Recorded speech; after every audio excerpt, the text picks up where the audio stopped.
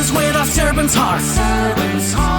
Welcome to the podcast. Inspiration, motivation takes. Listen to the podcast. We're all about to talk about life.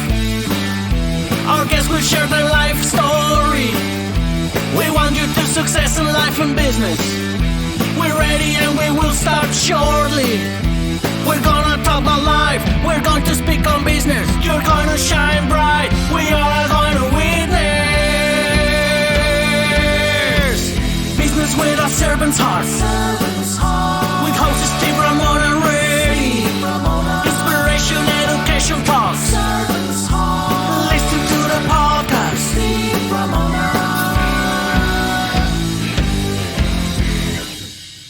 BrainShare Business Mentors proudly presents BrainShare.us, the ultimate business education platform, delivering the proven systems, processes, tools, and knowledge that empower you to build the business of your dreams.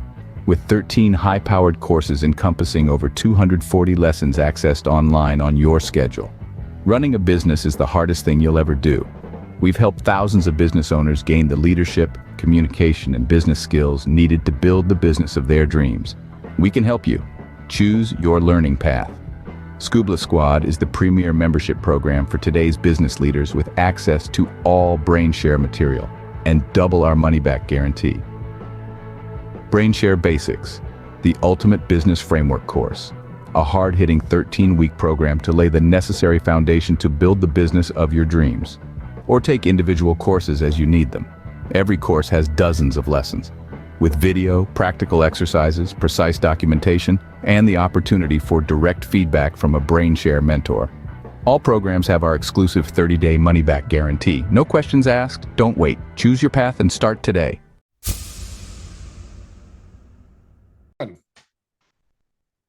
Welcome, everyone, to Doing Business with a Servant's Heart podcast. Doing business and life with a purpose, serving others, and yes, achieving success. I'm your host, Steve Ramona. We created this show for you because we want everyone to be motivated, inspired, and educated to make an impact in your world. I want you to think about, as you listen to my incredible guest today, how will you serve today and what impact will you create today? And with my two sponsors, I want to thank BrainShare.us, drive business success and sustainability with BrainShare Business Mentors, where your business flourishes and your vision comes to life. You can check out the link in the show notes, and then pitchdb.com, which gives you the opportunity to be a guest in over 3 million podcasts, speak at over 18,000 different venues, and much, much more. Build your thought leader platform and your expertise with a great opportunity to show who you really are. With that being said, as I talk about impact and serving, my guest today is a true servant heart leader, or a servant leadership, because that's powerful. There's a ton of great leaders out there. Martin Luther King comes to my mind, and Mahatma Gandhi, Nelson Mandela. Not that my guest is there. He's close, but he's not there. But they're great leaders. But what I love about my guest, he brings faith into it. And that's why I think a servant heart leadership is important. Patrick, welcome to the show. I appreciate that. That's an august group to be a part of. Thank you. Yeah, it is. And as I'm saying, I was like, I'm going to keep going with it because leadership, people don't realize those people are leaders, right? True. And how important it is. So tell us what you think leadership is and how important it is. Well, at its root, leadership is the ability to inspire people, typically in the right direction.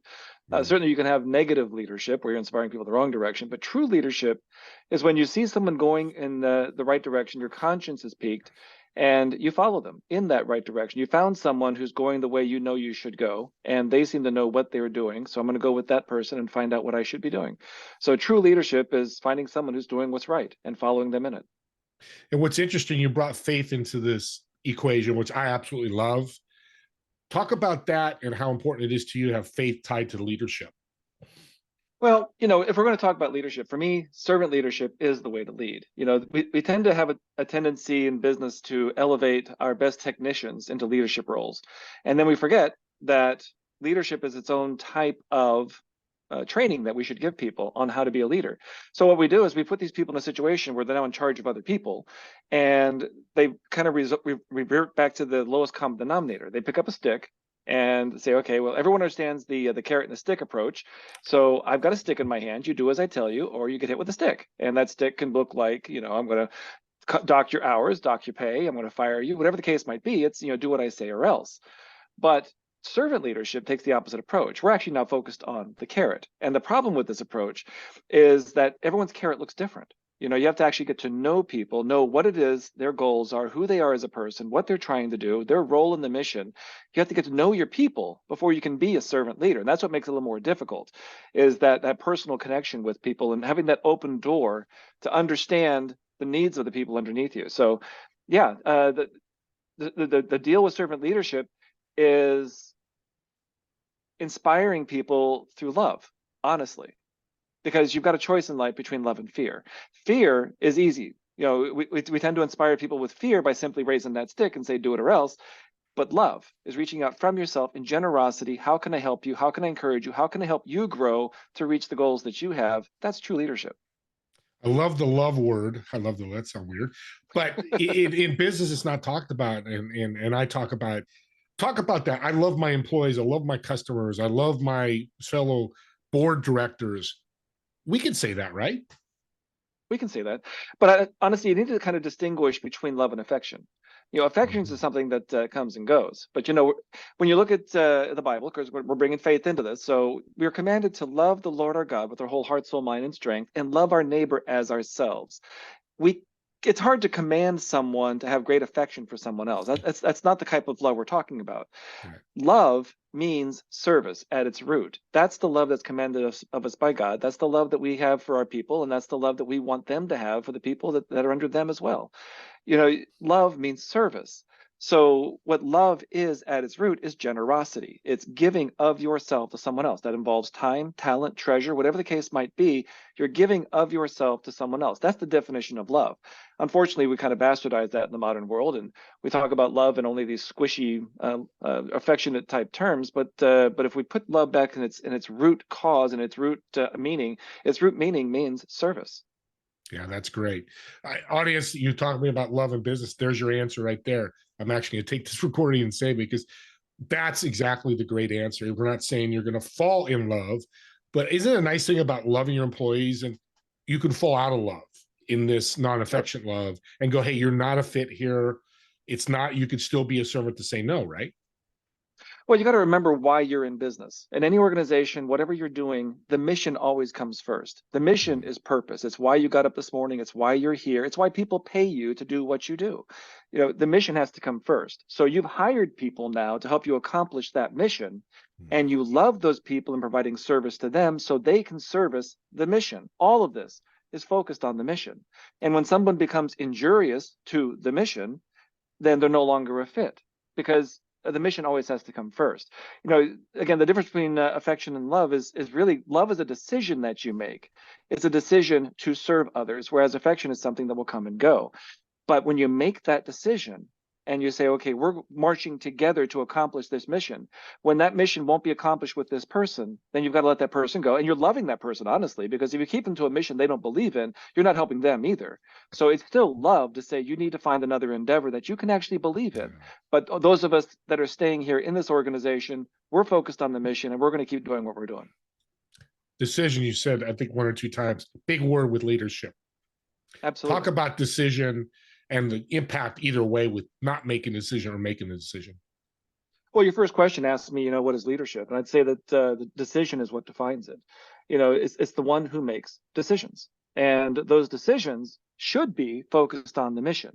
I'm the one, as the leader, that's going to communicate the mission to the people that work under me, going to communicate the standards to them, how we're going to accomplish this mission, going to communicate what are the goals that we have, what are our future plans. All of those things become communicated from the decisions that I make as a leader. So what's the difference between a leader and a follower? The follower follows the decisions of the leader.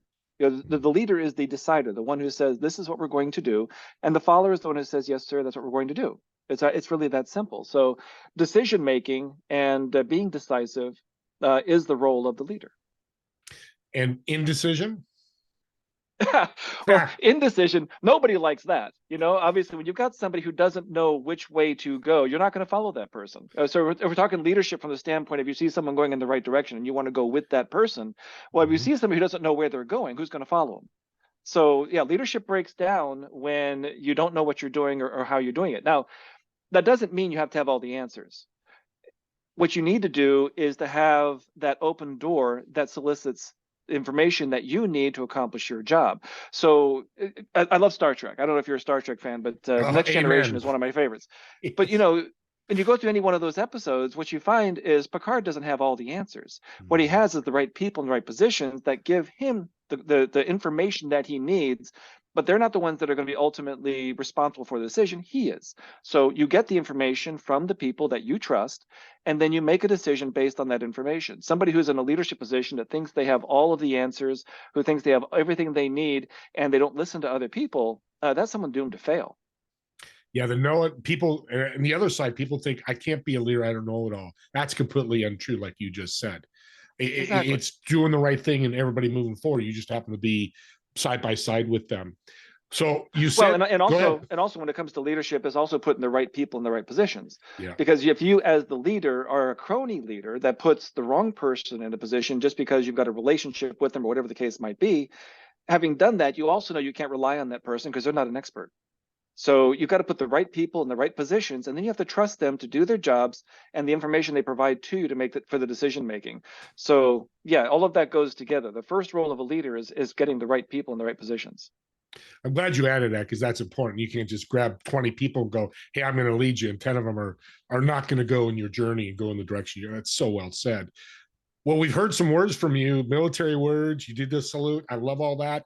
I've had a number of military veterans on my show that talk about leadership. To me, this is my opinion. What a great way to start, because I think leadership starts there in the military. How did being a part of the Army and Air Force help you with this leadership?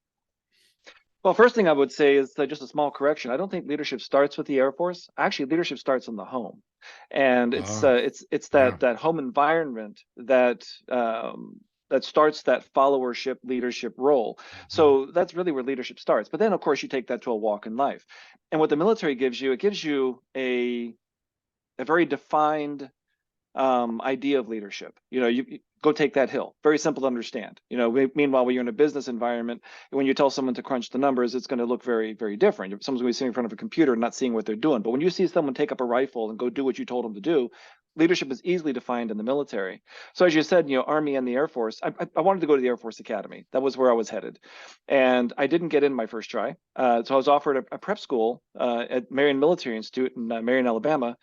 And in preparation for that, I went to basic at Fort Knox. So I experienced basic in the Army, did an Army school for a year, then went to the Air Force, and of course had to go right back into basic with the Air Force and Air Force Academy. But that foundation gave me a view of leadership. I think it's fairly unique, seeing it from a couple different sides. For example, in the Army, you learn that you take care of your troops first, always.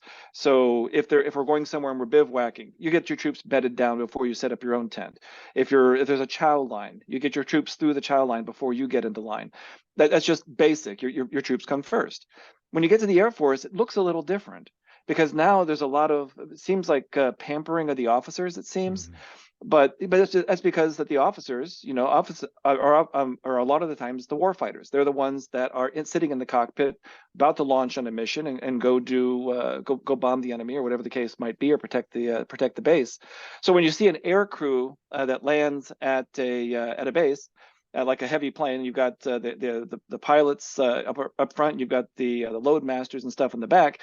They tend to divide at landing. They go to one goes one way, the other goes the other way, and they meet back at the plane the next day, and off they go. So there is no, I'm going to bed you down, take care of you.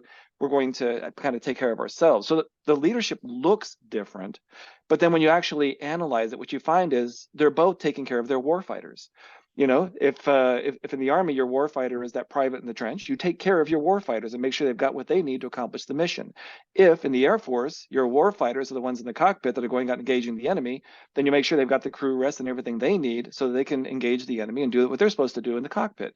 So it's still the exact same. So after the military, I went into A.G. Edwards, a Fortune 500 company, received very high level training. And what I learned in the civilian world is exactly the same. We talk about that as far as a military model, but we also are taking care of our war fighters. And our war fighters in the civilian world are the people who have contact with the customer. They're the ones that are helping us accomplish the mission. You make sure that they've got everything they need to accomplish the mission. All leadership looks the same. The people that you're in charge of, you're empowering them to engage the enemy or the customer, whatever the case might be, to accomplish the mission in front of you. Yeah, that's so.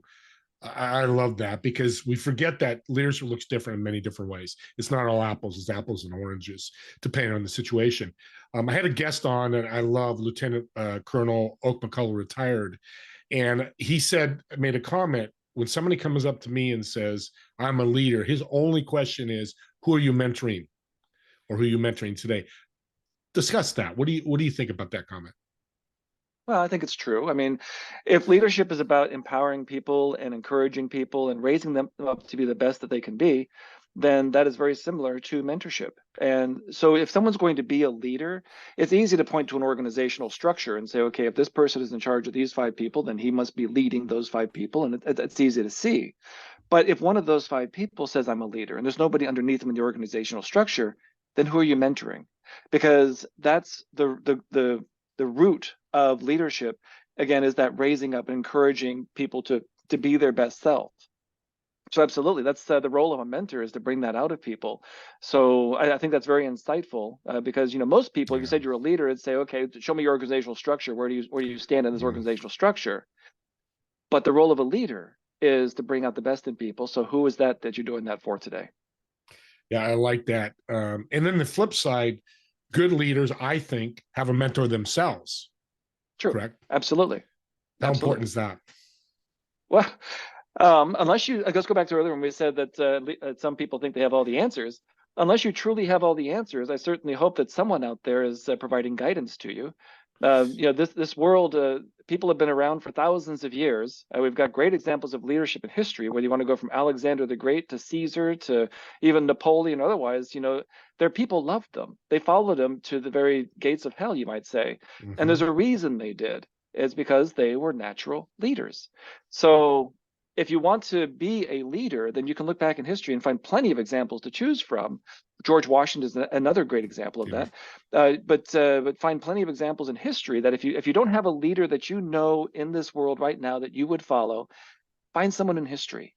They've walked the walk you're trying to walk, and they're called leaders for a reason. So no, we all need to learn from somebody. Anybody who thinks they have all the answers means somebody who's not willing to learn. So absolutely, we need mentorship. We need to find those leaders out there we can trust. And if it's not right in front of us, pick up history book. And like you did at AJ Edwards, you got mentored or trained. So education is important with that too, as well. Not only have a mentor, but educating yourself. It's so powerful. So that leads to who do you admire the most? Who do I admire the most? We're talking living or dead? Let's do not alive anymore. All right. Well, obviously, Jesus is an easy answer. And there's a whole lot of reasons I could go with that. So I think I'm going to, since that was the too easy answer, I'm going to shift and go with George Washington. And the reason I would choose George Washington is because not only was he a leader of other people, he showed him to be a leader of himself. And that's even more powerful. When he was leading the troops, Valley Forge and the rest, he had a tough enough role there, holding the army together and trying to accomplish the mission that they had, taking on the world superpower of the time. All of that is just absolutely amazing leadership. But then when it was all said and done, the Congress turned around and they actually really wanted to make him a king. And he had the strength of character to say, that's not what we're doing here. That's not what we're fighting for. And he said, I'll serve my time, but then I'm stepping down and the next person will serve. We are setting up a country that's beholden to the people. We're not setting up another kingdom. So that power of character just totally inspires me from George Washington. You just taught me something about George Washington I didn't know. That's pretty powerful. That's a true leader when they step away. Now, in this case, in 2024, you're making hundreds of millions of dollars and you step away because it's not a fit. To me, that's another sign of action of a true leader. Sure, it's like Cincinnatus back with Rome. They called him off his fields to come defend Rome. He defended Rome from the enemies, and he turned it right back to the people and said, "I'm going back to my field." I mean, that's the mark of true. That's the mark of true character. Oh, that's a great story. Thank you for sharing. So this is all good stuff. I love it. Somebody's listening out there that's, in a high level position at a company. They feel they want to be a better leader. They've got some great tips you've given today, Patrick. But what's one really good tip to take that journey to be a better leader? Besides I'd hiring say you, by that, the way. Besides yeah, I hiring you, by appreciate the that. way. Yeah, I appreciate that. I would say, every speaker has to have their acronym. So for me, for servant leadership, the servant leader cares. And the C is communication. A is accompaniment, where you're actually living the example you want them to respond to. R is responsibility, giving people the amount of responsibility they're able to take. Evolution is looking to the future for your people and your organization. And service is the love that you give, where you're out there saying, how do I help you accomplish the mission today? Taking just one of those principles, I would say communication is always going to be the key. You have to effectively communicate with your people. What is the mission they're trying to accomplish? What is their role in accomplishing the mission? And then you also, in that communication role, have to have an open door to hear back from your people how you can help them be better in accomplishing that mission. I love Joshua Chamberlain. He's one of my favorite historical people from Little Round Top in the Battle of Gettysburg. He was told to hold the left flank of the Union line against overwhelming odds and against anything that would possibly come at him. So as the Confederates kept trying to test the right flank or the left flank of the Union line, they ran out of bullets. And any other leader that says I love my people would be saying let's fall back and save our lives, but no, he loved the mission, and they had a job to do. And if they fell back, then the rebels are going to sweep the line, and more people are going to die. So what did he do? Affixed bayonets, and we're charging down this hill, and they saved the left flank of the Union line. That's leadership.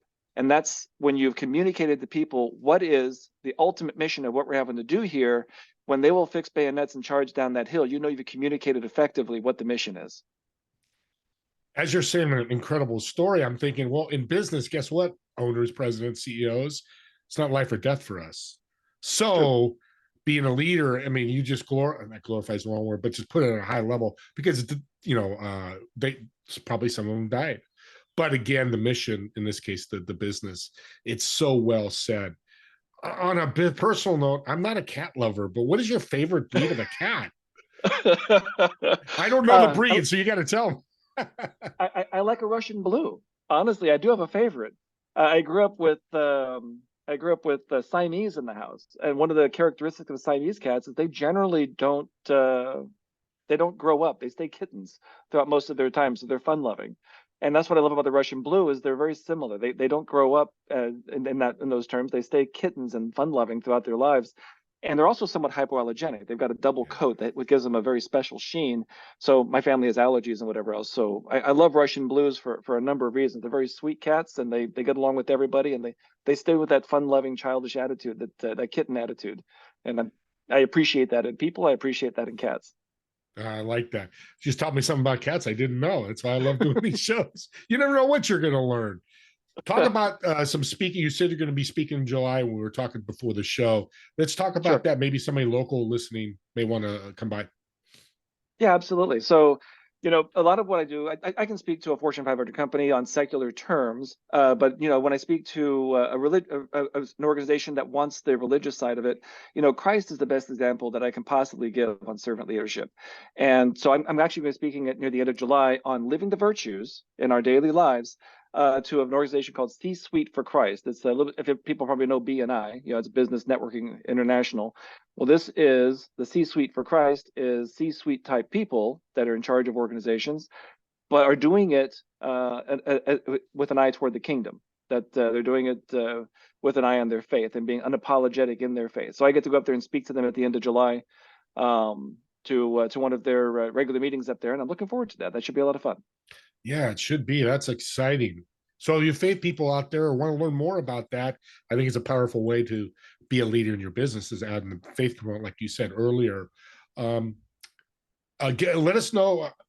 Tell me, I'm losing my words here. How can people get a hold of you? Well, you see the crawl across the bottom there, then it shows Yankee Academy. So there's your spelling. So it's www.yankeeacademy.com. That's how you can find me on the internet. And, I'm a public speaker. I'm an author. Love to come talk about servant leadership, living the virtues, living love. Notice Yankee has one E. You have to buy vowels. We're cheap. So yeah, these are things that are close to my heart, and I love to inspire people in these ways. Thank you. This is great. So reach out to him, especially if you want to learn about leadership. I'm sure he'll talk to you. And if it so desire, hire him because he's got all the components here. For the last minute, we got about a minute left. I want you to leave the last word about leadership that we haven't talked about yet. All right. Well, I mentioned the virtues. So I would say the last word on leadership is that if you want to truly be a servant leader, learn about the virtues. The secular world understands the virtues. They understand the cardinal virtues of prudence, justice, temperance, and fortitude. But all of those are brought together in love. If you read Colossians, you find that all the virtues are bound in love. So if you want to be a servant leader, then you have to find that corresponding spirit within yourself to look at another person and realize that within yourself, who you are is very compatible with who that person is. So as you go through your life and you make your plans for what your goals are in life, what you want to do with your life, the education you want to achieve, all those sorts of things, look with someone else with that same heart and say, what is it that you want to do in your life? And how do I help you accomplish what you want? So well said. Thank you, Patrick. This has been an incredible show. I appreciate your time. It flew by very fast. And as I say, this is great and not so great. I want to learn more. What I will love about a podcast is your forward reverse button audience. This is a special show. He gave you so many tips about communication, about love, about being inspired as a leader and mentoring. Take those 5 or 6 minutes if it resonates with you. Me and Patrick would love for you to watch or listen to the whole show. But if we had 5 or 8 minutes or 10 minutes that just changes your life, we'd be more than happy. So, people tell me, podcasts can be too long. Well, then don't make them long. Find the part that you love, stick to it, and learn more. And do me a favor and do reach out to Patrick and get more out of it, because this is just the beginning of some great things that he can do. Don't forget about doing business with a servant's heart swag. Wear that message on your chest, your hat, your head as a hat, hoodie, or t-shirt. Let's get this message out to the world. And as always, me and Patrick, thank you for watching or listening to this podcast. We'll see you on the next episode of Doing Business with a Servant's Heart.